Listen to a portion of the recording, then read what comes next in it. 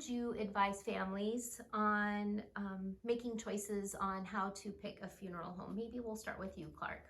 Okay. Yeah, I mean, oftentimes I feel that it's got to be pretty daunting for families a lot of times when they're, especially if there's already been a death, if the death has already occurred.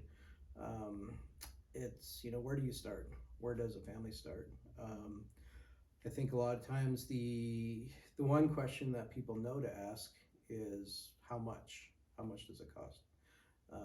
But that's really about it. And I think there's so much more that goes into making that decision. Price obviously is a factor, but when the other things that you also are needing to look into is the value towards that price. If what you're getting is just kind of a transactional experience, or if you are you know really getting an opportunity to have a licensed professional be able to sit and walk you through every step of the way. I think is a lot of times makes a big deal. Um, I think of families that I've that call calls that I've taken from families where they just don't know where to start, and we've always had a promise here at Alsip in Persons. There's no obligation. Just come in, sit down, talk with us, and we'll create a roadmap that's very personalized to that family's to what that family's wanting to do. Great. I think sometimes, I don't know, like I kind of got thinking about like when you go shoe shopping, do you just pick the shoe that's the cheapest, and not worry about the comfort of it?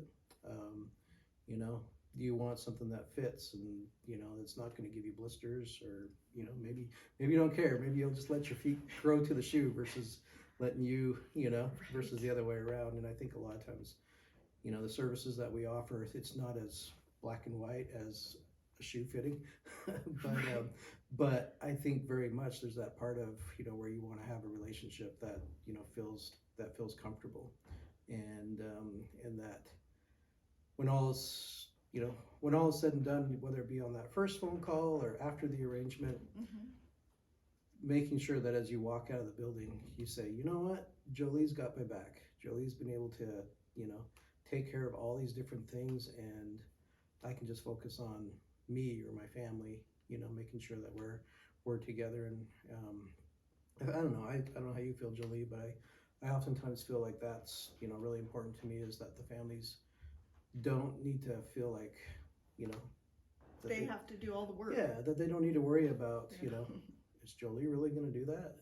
And it's just being able to give those reassurances and just letting them know that we're like well on our way to making sure that things are being taken care of, and that we're not just like, oh, I'll take care of it tomorrow. You never know what tomorrow's going to bring. Excellent. Knowing how to interact with different family members, how to maybe calm a situation that otherwise is very emotional. And so, we do, as funeral directors, we play a lot of different roles.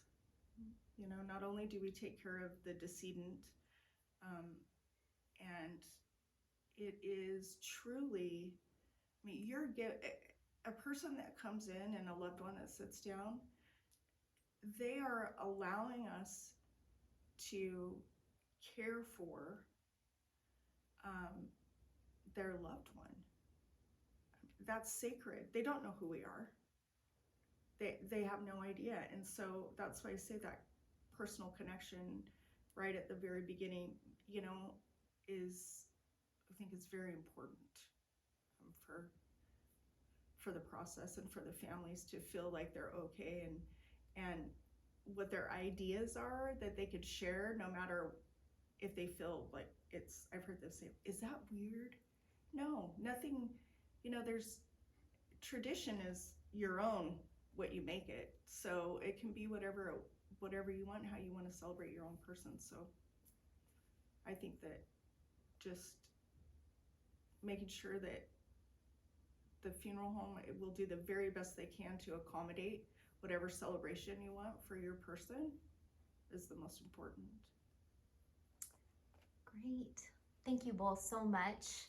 We are so excited to continue the conversation with both of you, and